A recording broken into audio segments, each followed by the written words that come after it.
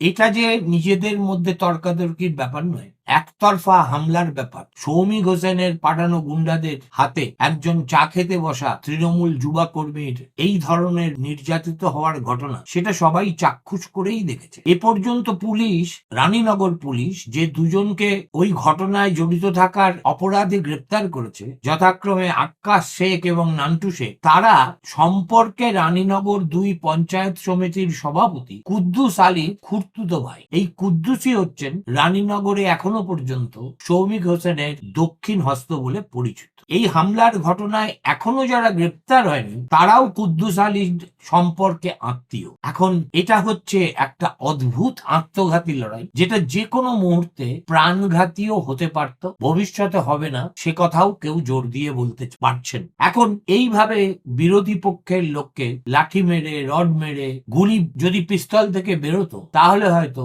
মিজানের নিথর দেহ পৌঁছতো বহরমপুরে। কিন্তু গুলি যেহেতু বেরোয়নি, অতএব তিনি কোনোভাবে বেঁচে গেছে। তিনি এত মার খেয়েও কিন্তু সৌমিকের বিরুদ্ধে কথা বলা বন্ধ করেননি। ওইখানে যেতে যেতে এবং হাসপাতালে ভর্তি হওয়ার পর সাংবাদিকদের মিজান বলেছে যে আমাকে আক্রমণ করে আমাদের পিকনিক বানচাল করা যাবে না, আমাকে মেরে ফেললেও রানীনগরের কণ্ঠরোধ করা যাবে না। সৌমিককে উদ্দেশ্য করে তার বক্তব্য, আপনার হাত তো রক্তে রাঙা, আপনি ডোমকলে সন্ত্রাস করেছেন, আপনি রানীনগর 2 পঞ্চায়েত সমিতির সভাপতিকে দিয়ে রানীনগরে সন্ত্রাস করতে চাইছেন, আপনার ইশারাতে যারা লাঠি, রড, লোহার পাইপ, পিস্তলের বাট দিয়ে আমার মাথা ফাটিয়েছে, নাক ফাটিয়েছে, হাত ভেঙেছে, তা সত্ত্বেও আপনি আমার কণ্ঠ রোধ করতে পারবেন না।